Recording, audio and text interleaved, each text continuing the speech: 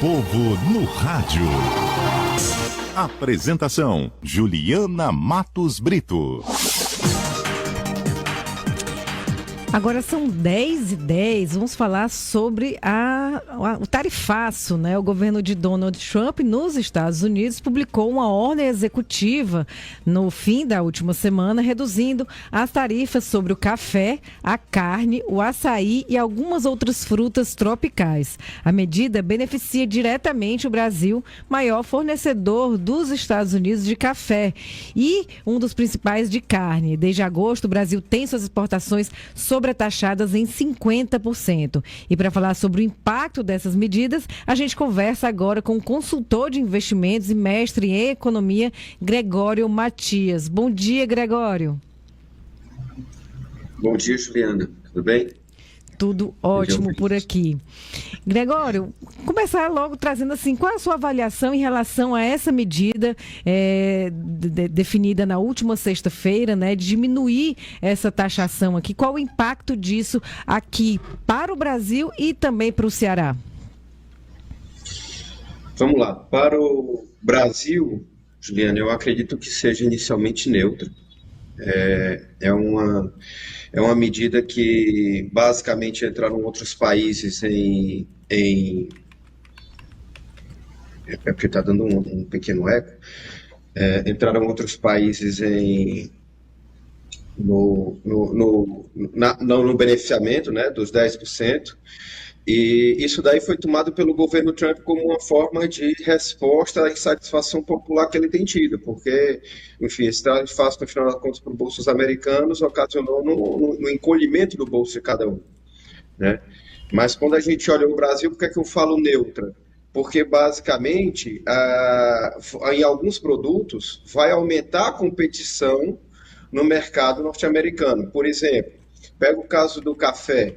Nosso café continua com 40%, é melhor que 50%, mas tinha outros países que foram para zero, justamente porque fizeram alguns acordos diretos e tal, enfim, e acabaram sendo melhor beneficiados. Então, para alguns produtos, acaba que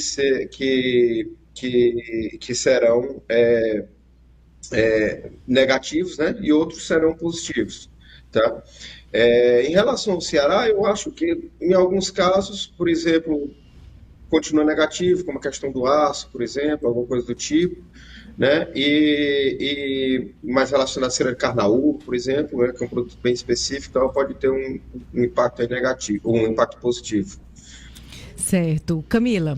Gregório, bom dia. Gregório, aqui, né, conjecturando o que pode ter acontecido, eu pergunto para você, eu peço para você ler esse cenário do que teria motivado essa decisão de Donald Trump de reduzir essas tarifas especificamente sobre esses alimentos. O que você lê desse cenário? Para mim, Camila, basicamente, isso está muito claro, a insatisfação popular, né? Então, assim, o norte-americano, depois do tarifaço dele, passou a pagar mais caro nos produtos, que, enfim, que estavam impactados diretamente pelo seu tarifaço. Quando a gente pega o americano médio, o americano, enfim, o de classe média, ele sente mais isso no que consome diariamente. Café, carne, enfim, os produtos alimentícios, suco de laranja, né? Os produtos alimentícios que foram justamente esses, que eu ponho entre aspas aí, os beneficiados, né, com essa redução. Entendeu? Então, assim, foi uma resposta eu diria, a insatisfação popular que o tarifaço causou, né, principalmente pelo aumento de preço. Essa mudança, essa diminuição da tarifa que vai para, a partir de agora, né, para os Estados Unidos, desses produtos brasileiros, pode pressionar preços aqui no Brasil, preços internos, assim, que a gente compra o nosso café, nossa carne. Isso pode haver impacto aqui para aumentar preço desses produtos aqui no país? Olha, ainda é cedo para falar, tá? Existe uma possibilidade que sim, mas aí depende muito do efeito de taxa de câmbio também, como isso vai se comportar. Eu volto a dizer do efeito da competitividade cruzada que vai ter com os outros países do resto do mundo. né, que em alguns casos com esse corte, vão ser melhor beneficiados que o Brasil. Então, assim, o produto brasileiro, alguns talvez até percam competitividade com esse corte, né? Porque tem outros países que vão ser melhores beneficiados, como, por exemplo, tem, sei lá, Suíça, por exemplo, chegou a ser melhor beneficiado, entendeu? Zerado, assim, com esse corte aí que teve, né, dos 10%. Então, assim, vai depender muito dessa competição cruzada, entendeu? De países. Quando essa taxação começou a ser feita, a gente viu o mercado brasileiro se abrindo para outros locais, né? Tendo mais contatos, e isso foi dito muitas vezes por especialistas, né? Como isso era positivo também para não ter uma dependência em relação aos Estados Unidos. Essa diminuição, essa conversa que está ocorrendo com os Estados Unidos, a gente volta a se tornar um pouco mais dependente, ou você acha que desde o início desse movimento em relação ao tarifaço, a gente conseguiu ter uma abertura maior do nosso comércio em relação a outros países?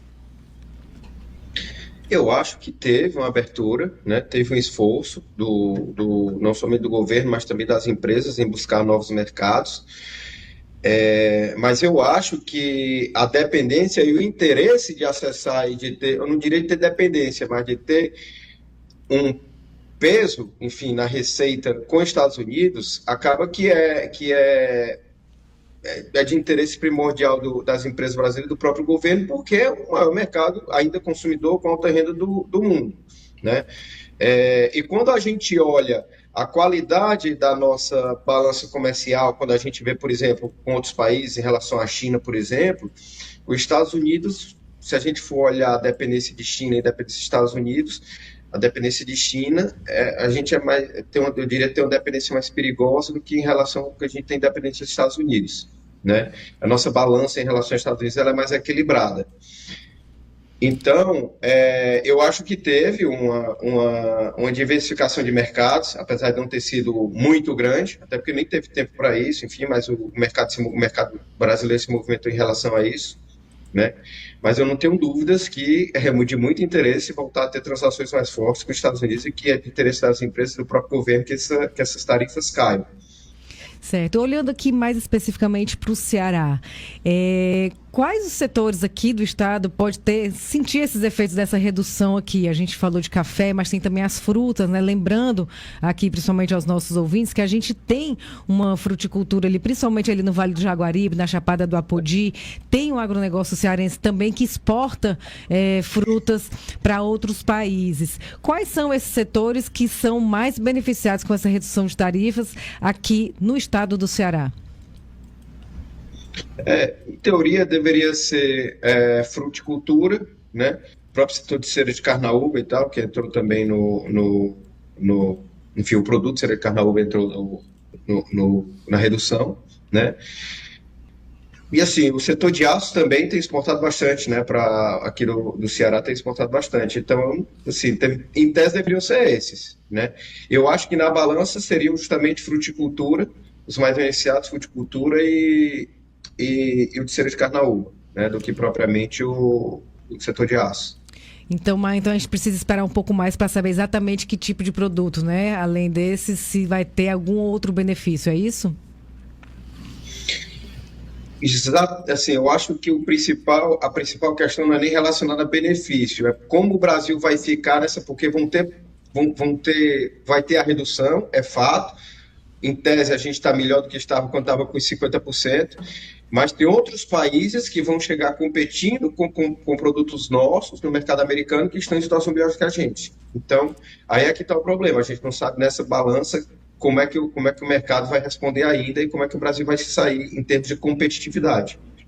Perfeito. Muito obrigado, Gregório Matias, tirando nossas dúvidas aqui em relação ao tarifaço de Donald Trump, em relação a essa mudança ali feita no final da última semana, diminuindo essa tarifa para alguns produtos aqui brasileiros. Muito obrigada, Gregório Matias, consultor de investimentos. Obrigado.